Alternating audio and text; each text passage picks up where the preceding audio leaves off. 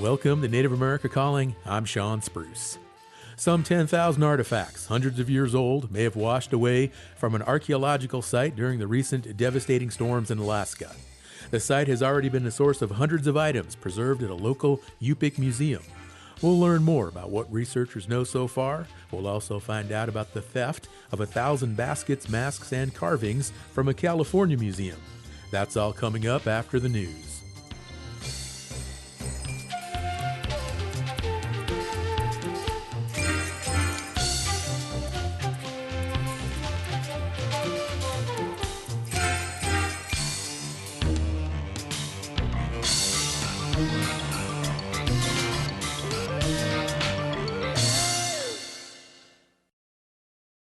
This is National Native News. I'm Antonia Gonzalez.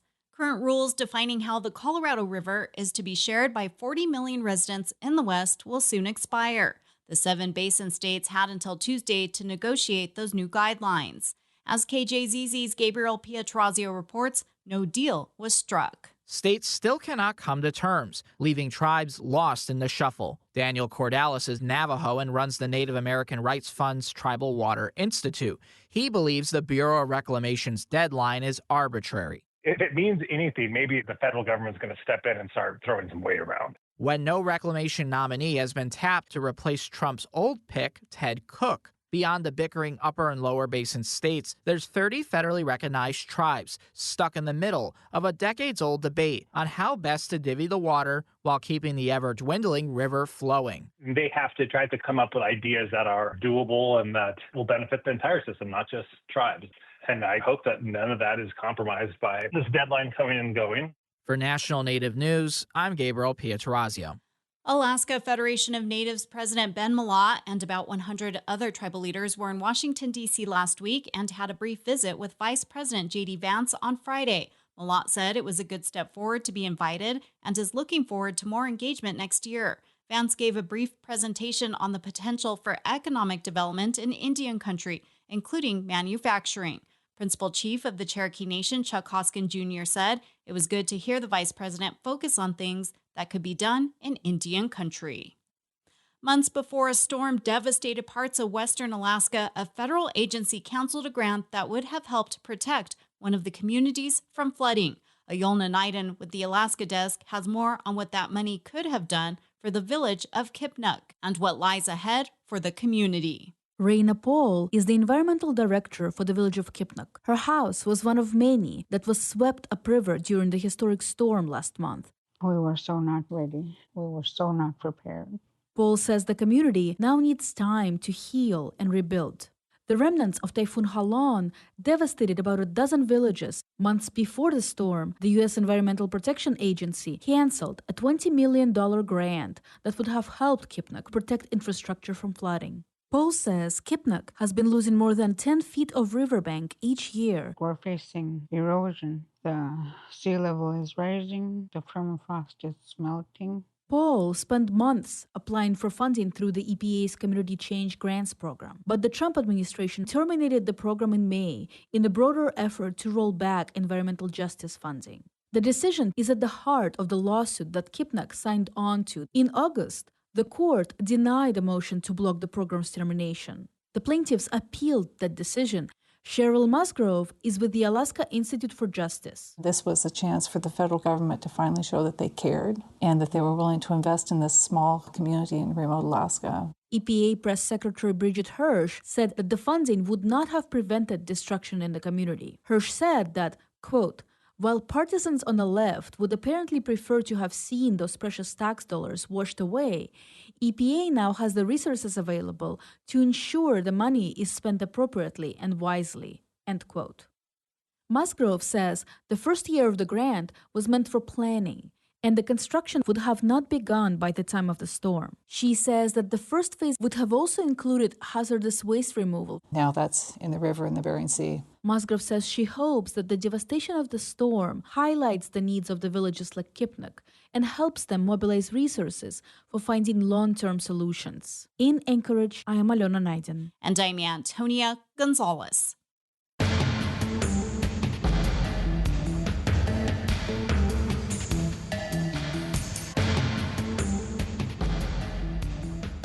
National Native News is produced by Koahnic Broadcast Corporation with funding by the Corporation for Public Broadcasting. From comics to games to film and TV, Indigipop X is Native American popular culture. Everyone is welcome this weekend at Duke University in Durham, North Carolina. Info at indigipopx.com who support this show. Need help identifying community priorities? Kaufman & Associates' approach to evaluation is rooted in Indigenous knowledge, honoring tribal history, and sovereignty. More at kaufmaninc.com, KAUFFMANINC.com.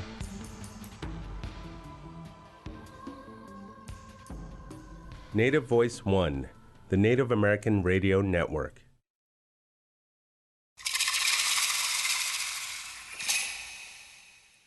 This is Native America Calling. I'm Sean Spruce. Researchers in Alaska are worried that damage from recent storms related to Typhoon Halong may include a nearly 2-decade-old archaeological site. With help from local Yupik residents, archaeologists have recovered thousands of items dated to the 17th century. Those items make up the bulk of a collection at a local cultural museum. We'll hear from people connected to that effort.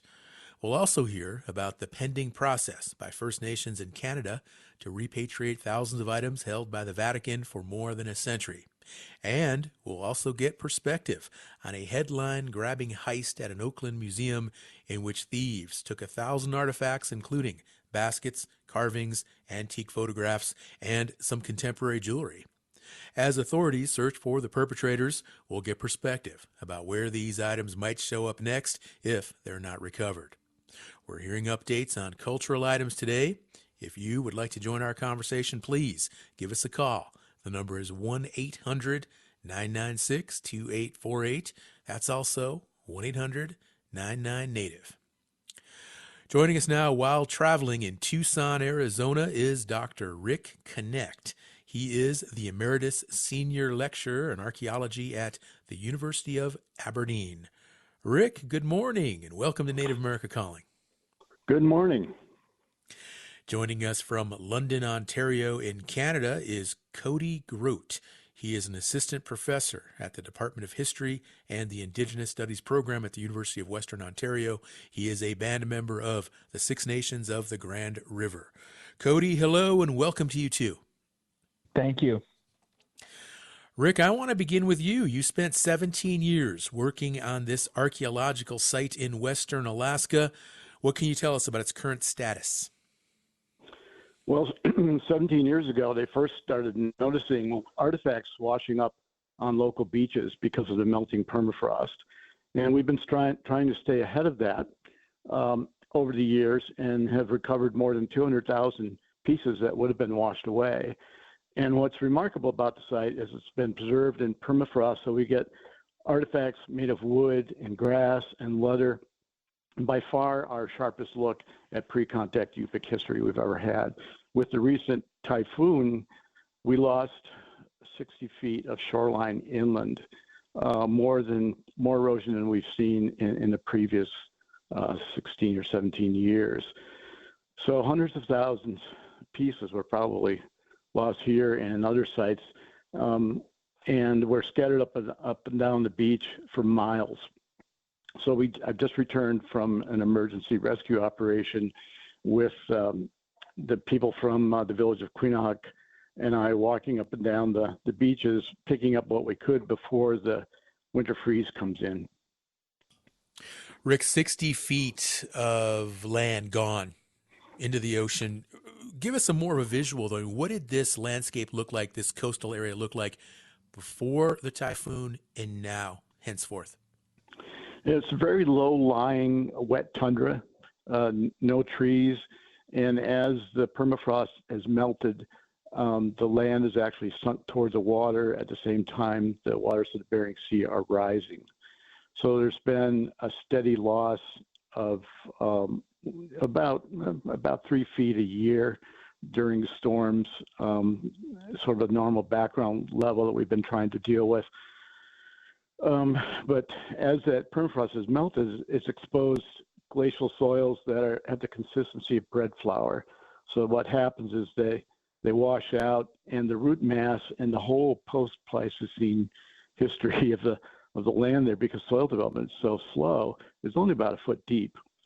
And so that gets undercut and washed away, and now there's great big clumps the size of pianos up and down the beach and thrown up on top of the remaining tundra, these big lumps of sod and so on. And that goes for miles and miles of the Bering Sea coastline just in one night. What will be the difficulty with recovering these items now? You described just being able to pick them up there on the coast. How fragile are they? Very fragile. They're 400 years old plus, made of wood. We found some items like, cut pieces of skin clothing, even pieces of bird skin clothing with the needle hole still visible, and complete wooden mast, thrown in the surf miles away from the original site. Extremely fragile. If they dry out at all, they start to break in a matter of sometimes hours. So we're able to get the ones, we focused on the ones on the active shoreline before the sea ice comes in. Right now, any pieces we didn't find are being ground to pieces by great big chunks of ice, a couple feet thick, moving back and forth like miniature glaciers on the beach. We're going to go back in the spring and go above the high tide line up into the grass where things were tossed several hundred yards by the storm surge. Rick, what about the future? If 60 feet are gone after Halong, what about more storms? What about more climate issues? Could there be another 60 feet to lose in the years to come, exposing more of these artifacts? Not just in the years to come, even in the months to come. Because the shoreline is all exposed now, that permafrost is melted. We've kind of reached some kind of tipping point in Southwest Alaska. We've noticed that as much shoreline is kind of melting out, it's melting out like ice cream, kind of onto the beach during the summer as during the winter storms. So about a third of the site that was left when it finished last summer is still there. We're going to try and rescue the remainder, but we could easily lose it before spring.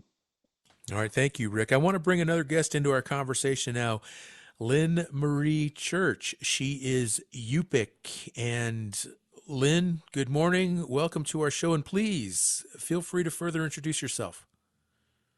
Good morning. My name is Lynn Marie Church. I'm the CEO of Nalakal, which is a subsidiary of our parent company, Qaniqtuq, that partnered with Rick and started this archaeological dig. And my role in archaeology is kind of a branch off on, the future steps that we need to take with the artifacts in the community, but also within the cultural center. And basically, how do I continue vitalizing the culture in our community, but also preserving it, utilizing the current technologies we have.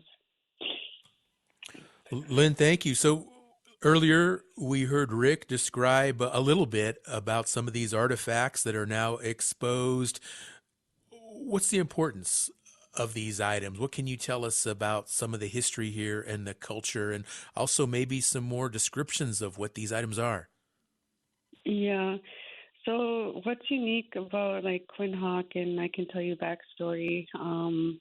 We were heavily influenced by the missionaries, which were the Moravian missionaries that came into Quinhagak, and so a lot of the things that, with the spiritual world and Uyarak were put to a stop for a long time. And so we didn't know that part of our culture. We knew about the subsistence lifestyle, living off the land, but not the, the other aspect of our culture is being connected to our land and giving thanks to our land. And when Rick came down and was showing, artifacts, we did have to get permission from our elders first, and we did a show and tell. And what was unique about the first show and tell is when the elders came in, they were so amazed. They were, tools, sewing kits, masks, and something that sparked something in their soul and ignited, joy because they started telling stories and started humming songs I've never heard of. Because, our Yupik dancing was banned for 100 years. And after that show and tell, the elders looked at everybody and they told the generation in ourselves, like, oh, I think it's okay to Eskimo dance again and do the celebrations. And that caused a huge ripple effect on, the community, the cultural barriers, the bilingual teachers, and the younger generation that are pursuing, in the sciences and also in the technology side on like, all right, it had a positive impact on us. And we've had students that, said Rosetta Stone's not going to do it in Houston. And we had someone, major in computer science and went to UW in Washington and partnered with someone in Bethel, and they created an app. And you got video photographers, helping in, preserving the culture and creating, documentaries and telling the stories, because when you think about Yuyarak and the culture of our people in Quinhag, it's all about sharing and sharing the knowledge to the next generation, because no matter how many storms we face and the westernization of everything, we continue to adapt and fight and find solutions, because we were taught by our elders we can't stay in our hurt. And we have to find solutions to continue our way of life. And that's the positive effect that the artifacts in Quinhag, keeping them in the community. Okay. And it's been Lynn, great. Thank you. Listening to you describe this event here with the elders and the singing, I mean, it's just so inspiring. Beautiful, beautiful story. Just so much history here. Thank you. Thank you. We do have to take a break. We're going to come back. We'll continue this conversation. And we have the phone lines open, 1-800-99-NATIVE.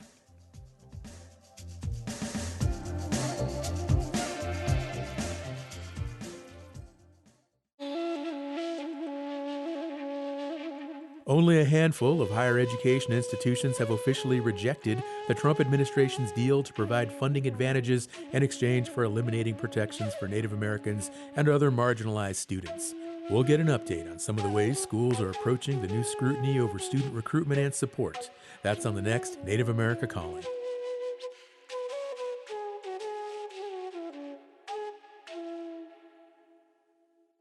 Support provided by Amerind. Amerind is 100% tribally owned and partners with tribes and their businesses to provide affordable commercial insurance coverage, protect tribal sovereignty, and strengthen Native American communities by helping to keep dollars in Indian country. Information about property, liability, commercial auto, and workers' comp available at Amerind.com. That's AMERIND.com. We are glad you're with us today on Native America Calling. We're hearing about recent news involving important cultural items, including storm damage that may hamper any further recovery at a site in Alaska. Listeners, please join our conversation. Call 1-800-996-2848. That number is also 1-800-99-NATIVE. If you are familiar with this issue, maybe you live in Alaska yourself, and you can add some insights or some perspective to our conversation today, we want to hear from you. 1-800-996-2848. One of our guests today, Lynn Marie Church, she is Yupik, and she is involved in this recovery effort. And Lynn, I want to ask you about the role of Native consultation in archaeological digs like we're talking about today. Why is it important? It's important because when you're doing research in a community, you have to involve the community.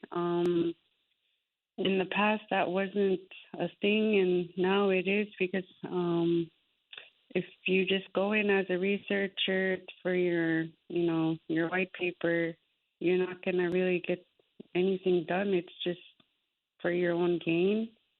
But with community involvement, especially now, our communities, want solutions that are going to help the community with data for infrastructure, data for employment opportunities, workforce development, and capacity building. Because when you involve the community, you're not just going to get results, you're going to solve problems that the community has been facing for the past 10 years. Quinhagak was a fishing community with commercial fishing, and there's no more commercial fishing. And we work with, researchers, including Rick, on how do we create training opportunities, employment opportunities for people, but also get the data they need for all the entities to submit grants for infrastructure and the future of the community, but also with the educational packets of how do we share our culture. And we have a soft launch of the digital museum that we updated in a few months, and we're sharing it with the world. And I think that's the essence of it. Okay, thank you, Lynn. Rick, I want to bring you back into the conversation because archaeology, it does have a long history of ignoring Indigenous consultation in many contexts. But I want to ask you, how have you incorporated input from the local community in this project? Well, it's been crucial. This whole project was generated locally. We're there to help the community meet community needs. And a major goal of this project is to decolonize archaeology by real power sharing and being driven by what the community needs from us as archaeologists. So they had two goals, and they very much overlap with the goals of archaeology. And one is to save the artifacts and learn more about Native culture, and the other is to re-engage young people with their traditional culture. And both those goals were met in a spectacular fashion over the last few years. I should add that all of the artifacts we're finding are kept locally in the community at the Nunavik Museum. And so the whole place is owned and operated by the community. And this way, artifacts can be shared with young people, and it provides a point of conversation between elders and young people as they can share and learn about their culture. So it's crucial for us as archaeologists to work this way. And we also get way better information because we're not there to study Yupik people. Yupik people are our colleagues, and we're both learning and exploring the past together. Rick, these items also relate to the bow and arrow wars from hundreds of years ago. Can you give us some of that history as well? Sure. The bow and arrow wars are an important period in Yupik oral history. Nobody knew exactly when they had taken place, other than that took place sometime before the arrival of the Russians in the 1820s. And so as we were digging, one of the first things we came across were burnt house floors riddled with arrow points. And it turned out that this village of that we call Nunavik now, which just means old village because we don't know what the original name was, but had been attacked and burned during the bow and arrow wars, which we can now date to about the middle 1600s. And that was a period of time when the whole world was dealing with the peak of the Little Ice Age, a downturn in temperatures with severe impacts on resources around the world. And many people were at war or suffering famines and political unrest during this time, all the way across North America and Asia and Europe. And the Yupik people were no different. And so we think that this had a lot to do with the rise of regional warfare that was severe enough where not just raiding was taking place, but whole villages were being burned, and this was one of them, and it was never reoccupied. It's interesting in that what we saw on the ground exactly matched the stories the elders told about what had gone on during the attack on the village. This sounds to me like really you're just scraping the very tip of the amount of knowledge, cultural knowledge, history, insight that these artifacts can reveal and provide. What types of follow-up questions do you have now in terms of what you've learned so far and what you'd like to learn as well? Well, we learn new things every day as elders and tradition bearers come into the museum and discuss the artifacts with us. It's just been an amazing flood of information. This is the only site we've really looked at in detail in this whole Yupik culture area, which is the size of the island of Britain, or for Americans, the size of the state of Oregon. And, 90% plus of everything we know about Yupik culture before the arrival of outsiders comes from this site.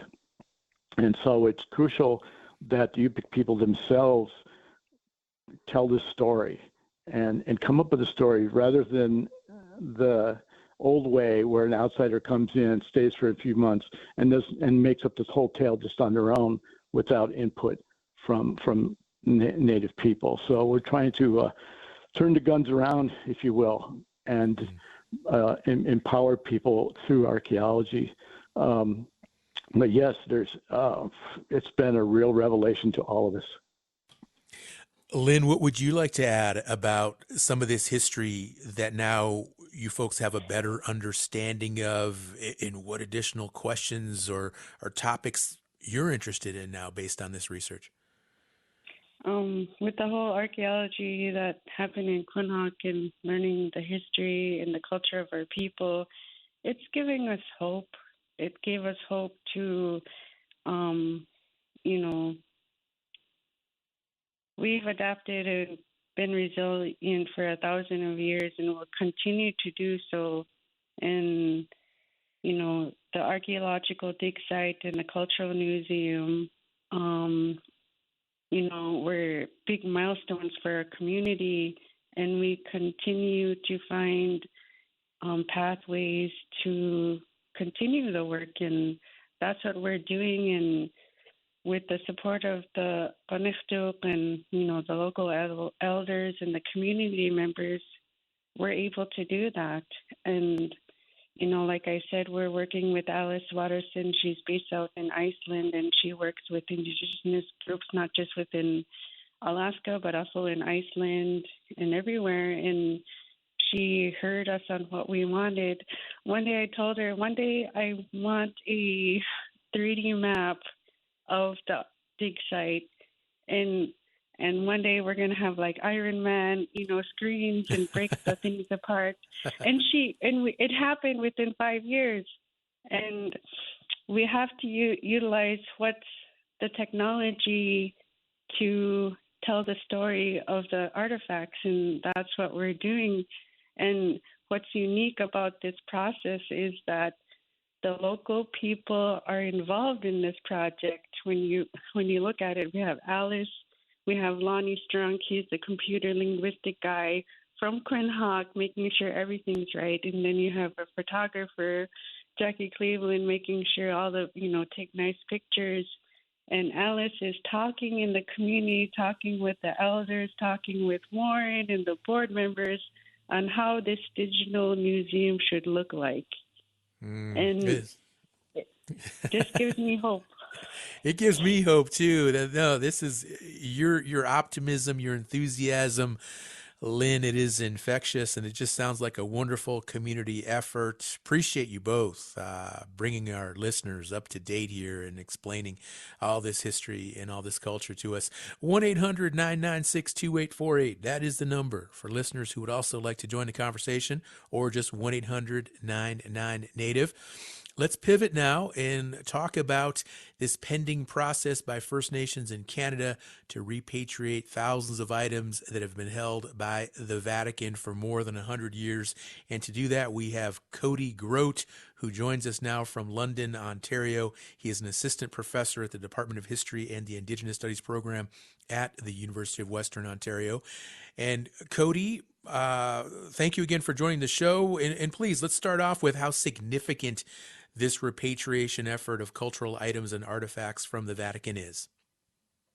This has been a really long time coming and a really important milestone for a lot of First Nations, Inuit, and Métis peoples here in Canada. We've had a very tumultuous relationship, obviously, with the Vatican as Indigenous peoples in the United States and elsewhere have, but we've started to see a transition in the years after 2015, which is when we had our Truth and Reconciliation Commission of Canada appointed after a lawsuit regarding the Indian residential school system. So these were church-run, really coercive schools where children were taken and forced to culturally assimilate, many schools run by the Catholic Church. Now, as part of that Truth and Reconciliation Commission, there was a call to action directed towards the Vatican, calling on the Pope as the head of the Catholic Church to apologize for the role in this system. And this about 2 years ago, Pope Francis came to Canada and he apologized for the role of the Catholic Church in the Indian residential school system. But farther than that, he also recognized the role of the Catholic Church in the operation of these residential schools as being genocidal, an act of genocide committed by the Catholic Church, which was highly consequential for Indigenous peoples in Canada and the United States. And that really moved this ball forward for the repatriation of cultural items. A lot of First Nations in Canada recognize these cultural items as not just artifacts to be displayed in a museum, but we recognize them as cultural ancestors themselves that have a valuable role in perpetuating culture in communities. So when we're engaging in these conversations with the Vatican about repatriating cultural items, it's not just about furthering our own museums necessarily, it's about bringing ancestors back into our own nations. Cody, tell us more about how this process will work going forward. How will these items actually be repatriated? It's a bit of a complex process, and we also recognize that we don't have all the information quite yet. So what we do understand is that the Vatican will not be repatriating these items directly back to Indigenous nations. What they're doing is returning these items to something called the Canadian Conference of Catholic Bishops, so a Catholic body of bishops here in Canada. And that was quite intentional because this is not going to be a Vatican to Indigenous transfer. It's going to be a church-to-church transfer.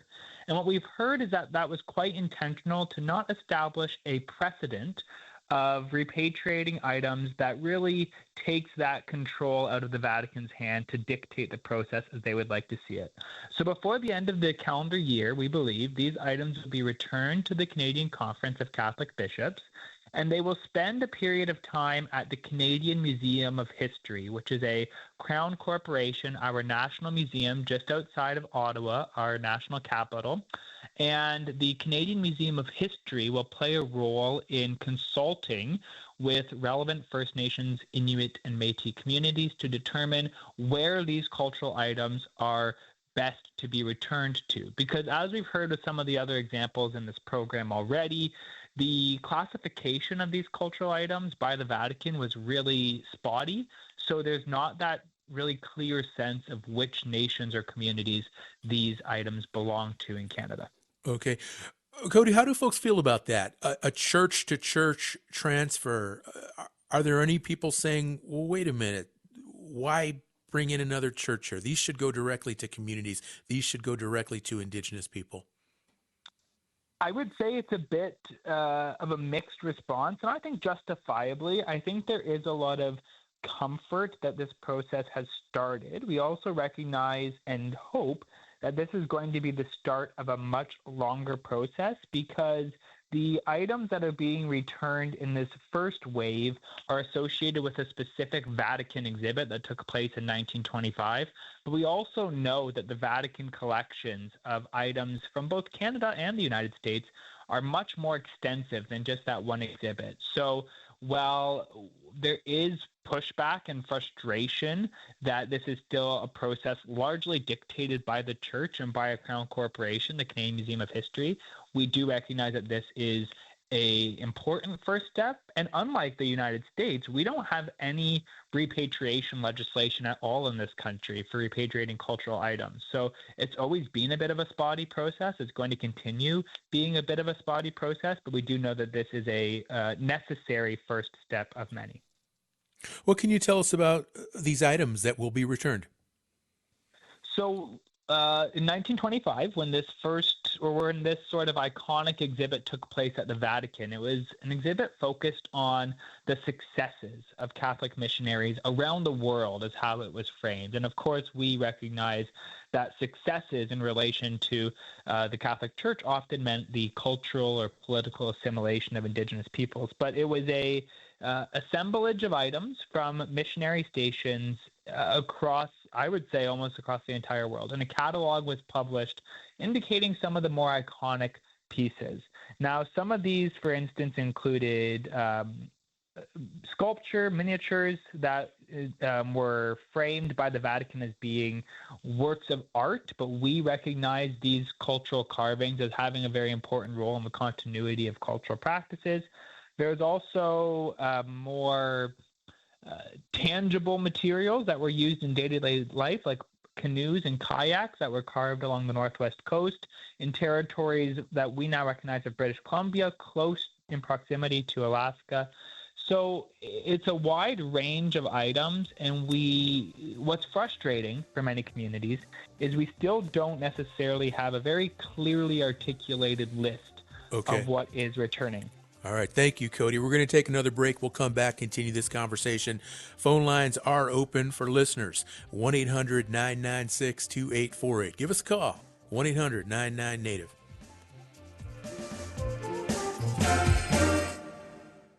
Support from Clarkson Potter, publisher of Turtle Island, Foods and Traditions of the Indigenous Peoples of North America by Native American chef Sean Sherman. With ancestral and modern recipes, this cookbook showcases diverse foodways of the continent's regions. Need help identifying community priorities? Kaufman & Associates' approach to evaluation is rooted in Indigenous knowledge, honoring tribal history, and sovereignty. More at kaufmaninc.com, KAUFFMANINC.com. Thanks for tuning in to Native America Calling. Let's now continue our current discussion about First Nations efforts to repatriate important cultural items from the Vatican. And please, listeners, you can join our conversation. Just call 1-800-996-2848. We have Cody Grote on the line in London, Ontario. And Cody, I know you've talked before about your own family history with residential schools and the 60s scoop, and we talk about these issues a lot on our show as well. How does this all fit in, this issue now, or this update with regard to the Vatican and these cultural items being returned? How does this all fit in with the larger discussions about reconciliation in Canada, and especially with all that's happened in recent years? I think that's a really important point, because I don't think that we would have gotten to this conversation of repatriating cultural items if we didn't have that really important context of the Truth and Reconciliation Commission of Canada. So the Indian residential school system was a federal church partnership. It was a system where the government of Canada paid for Indigenous children to be culturally assimilated through government-run schools, but the day-to-day administration of these schools was overseen by various Christian denominations. So Catholic Church, United Church, Anglican Church, and Presbyterian churches here in Canada all had a role in the operation of the residential school system. And in 2008, we saw the largest class action lawsuit in Canadian history, where survivors of the Indian residential school system sued the federal government and these Christian denominations. And as part of that large class action lawsuit, we had this Truth and Reconciliation Commission modeled after similar examples in South Africa after the apartheid system there. So the Truth and Reconciliation Commission released its final report in 2015. 10 years ago, and it included 94 calls to action or recommendations to churches, to governments, to universities about how they can rebuild that relationship between Indigenous peoples and various entities. Amongst those were specific recommendations about museums or the interpretation of Indigenous histories. And museums played such a forefront because museums, as we know, play a vital role in how the general public understands the history of Indigenous peoples. The repatriation of artifacts and cultural items was so essential to that because we know that for decades, for centuries, our cultural items have been taken from our communities, interpreted as really relics of a dying culture. So we knew that to return these ancestors or these cultural items was important to our continued recognition as a sovereign people. And as you mentioned, my grandparents, Stanley and Jean, were both survivors of the Indian residential school system in southwestern Ontario. So when I think through these processes of repatriating cultural items, I think about their very intentional denial of their culture and how having these items back in community might mitigate some of those ongoing issues. All right, Cody, thank you for coming on the show today and filling us in all this important information coming from our brothers and sisters up north of the Medicine Line. Cody Grote, London, Ontario. I want to bring another guest into our conversation now who joins us from California. She's been a guest on the show many times, Shannon O'Loughlin. She is the Chief Executive and Attorney at the Association of American Indian Affairs. She is a citizen of the Choctaw Nation of Oklahoma. Shannon, it's always a pleasure to have you on the show. Welcome back. Halito, Sean, it's always good to be with you. Thank you. Halito. And a note of disclosure, the Association of American Indian Affairs is an underwriter for Native America Calling. Shannon, we need to talk about this theft of cultural items from the Oakland Museum. It's getting a lot of attention. How unique are thefts like this? Thefts from a museum. I think they were much more prevalent prior to NAGPRA, the Native American Graves Protection and Repatriation Act. One thing that it did very strongly was set forward criminal provisions for illegal trafficking. So if anyone takes a NAGPRA item that's part of a museum and tries to sell it or do anything with it, they're going to get prosecuted under federal law. They'll have at least 1 year and 1 day in prison, probably fines. If this is a habit with them, they could get sentenced for 10 years imprisonment. So it's not a good idea to ever steal from an institution that has NAGPRA responsibilities at all. Shannon, do you have any idea perhaps how many people right now are currently serving time in federal prison for stealing Native American artifacts in a violation of NAGPRA? That's a really good question, but I think I'd probably guesstimate that it would be close to zero. Just so hard to prosecute, or don't get prosecuted at all? What do you think the issue is? Quite often, the theft of these types of items are of low monetary value compared to other types of theft of artworks. So the federal government doesn't necessarily prioritize their prosecution. However, the fact that NAGPRA expressly prohibits this type of theft that's happened at Oakland, there's likely more of a chance that it would be prosecuted under federal law. But the investigation of various thefts that happen off federal, tribal, and state lands from people's homes usually get less attention from prosecutors. Now, these thieves, they took native baskets, they took jewelry, ivory, scrimshaw. What are the possible markets for items stolen from the Oakland Museum, and where might they end up? Likely those markets are going to be with individuals and collectors who don't know the history of whomever these thieves are, who don't know that they were stolen, don't understand the legal implications for purchasing stolen property, which is, it's not their property. A thief cannot pass good title. So, and considering that this is potential for prosecution under federal law, the individual who would purchase a stolen item would have to give it up, and they wouldn't get their money back for that item. So we're always warning buyers of Native cultural heritage not to buy cultural heritage, because there are clouds on title, and oftentimes the buyer is unaware of the actual history of how that item was obtained. So we always recommend, if someone is interested in Native art or cultural heritage, to purchase contemporary art from real Native artists in person. That's your best chance of buying something and really investing in the artwork versus our cultural heritage. These are not items for individual ownership whatsoever. Now, authorities are calling this a crime of opportunity as opposed to an organized effort targeting Native work. Is there a difference in your view? Well, my first thought was hoping that this was some sort of Robin Hood theft, that Native people took it upon themselves to recollect their own items and bring them back home.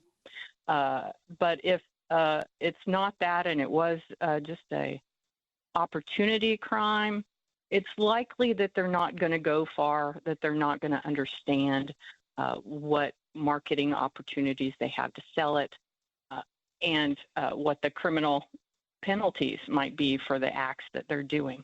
But I'm crossing my fingers that these were some Native people who are going to get away with it, and instead return these items where they belong. At the very least, Shannon, that would make a really, really good novel, wouldn't it? About some Robin Hood Native thieves going. Yeah, for sure. Oh man. Well, I think Angeline Boulley actually wrote that book. It's called Warrior Girl Unearthed, right? You're right. Yeah, you're right. There was a big element of that. Well, let's talk about these museums, and just with regard to what kinds of policies and procedures and safeguards do they have in place, especially with Indigenous items? Generally, there's very careful, I'm saying this generally, this is how it should work. There should be very careful possession and control requirements so that the institution knows who is in their curation facility at all times. There should be cameras and other types of sign-in procedures to protect items. So there should not be anyone just hanging out in a curation facility, which is where the theft occurred. It didn't occur in the actual museum or the exhibits that were happening. It occurred in their curation facility. So it should have been protected and safeguarded. It's unclear what exactly happened. And we haven't heard much from the Oakland Museum, but definitely the Oakland Museum should be consulting with those nations that are potentially affiliated with the baskets and other items that were stolen, so that they can determine best next steps, and making sure that those nations have the full information of what's happening with this investigation, because it absolutely directly involves them. Yeah, I would be really curious to hear from some of these communities and what their thoughts are, for sure. Shannon, other repatriation issues, and you've come on the show many times and you always keep us up to date, but what else should our listeners be aware of right now, or any trends that you've noticed in the last year or so that we need to be talking about? Ooh, that's a really good question. I think some of the trends are, we're seeing a lot of NAGPRA compliance, more and more institutions, especially those institutions that have lacked compliance, coming into compliance. We were seeing Federal Register notices coming through the pipeline, and so we know that the new changes in the NAGPRA regulations are for the most part, working. However, there still are institutions and others that are toying with how to apply the laws. In fact, even some individuals who are trying to connect the old ICWA legislation, the ICWA challenge in the Supreme Court, which lost. There are factions of people that are looking at NAGPRA as a potential way of attacking the constitutionality of Congress's authority to pass legislation for Native nations protecting our cultural items. So there is some factions and attorneys looking at NAGPRA and the new regulations to attack our legislation once again. Whether they'll be successful in doing that, I don't know. But I know that there is some discussion and a few articles that I've seen come up of people wanting to challenge NAGPRA legislation. But the process itself is working really well. One of the issues that it didn't deal with is non-recognized tribes. For some reason, the Department of Interior during the Biden administration took a much stronger tact against allowing non-recognized tribes the ability to obtain their ancestors and cultural heritage back, even when they have support of federally recognized nations. So the new regulations did make things more difficult for non-recognized and state-recognized tribes. All right. And I want to provide a statement that the Oakland Museum provided.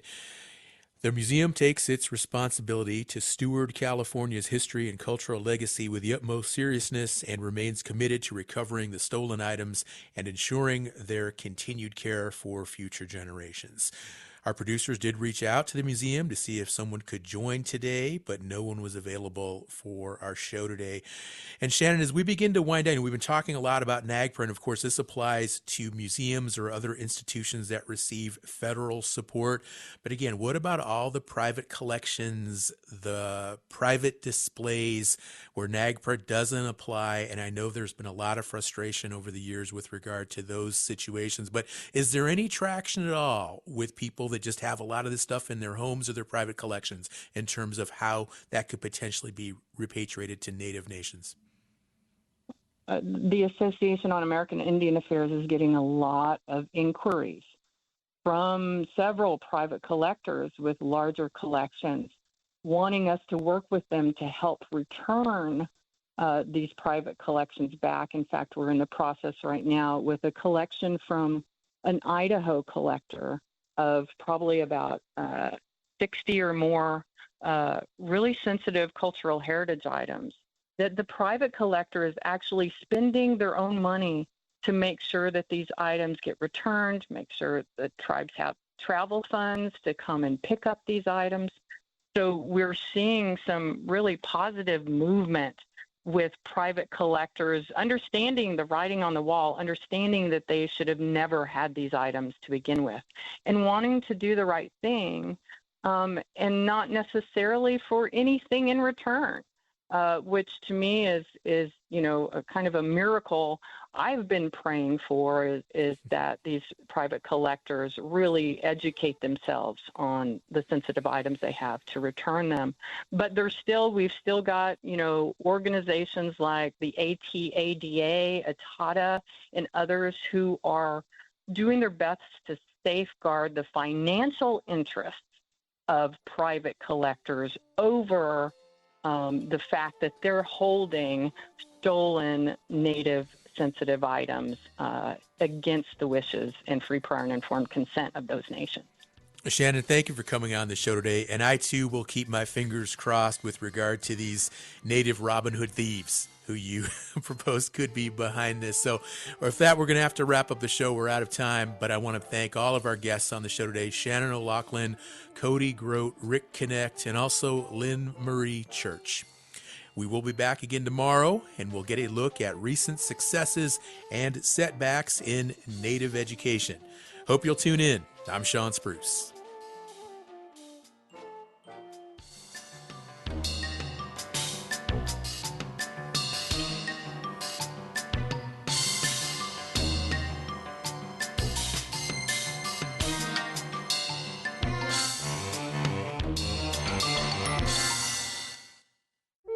From comics to games to film and TV, all Native American popular culture will be at the Indigenous Pop Culture Expo. The Indigenous Pop Culture Expo showcases Native American and Indigenous creatives and communities in a way that dispels the myth natives are a people of the past, instead showing Native identity in all its past, present, and future glory. Everyone is welcome at the Expo this weekend at Duke University in Durham, North Carolina. Info at indigipopx.com who support this show.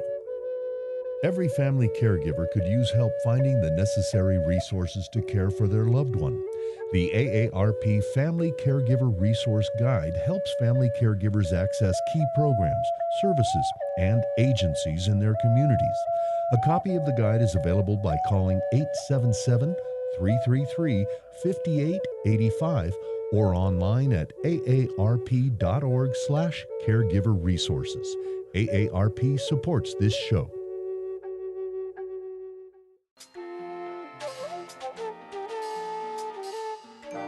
Native America Calling is produced in the Annenberg National Native Voice Studios in Albuquerque, New Mexico by Koahnic Broadcast Corporation, a Native nonprofit media organization. Funding is provided by the Corporation for Public Broadcasting with support from the Public Radio Satellite Service. Music is by Brent Michael Davids. Native Voice One, the Native American Radio Network.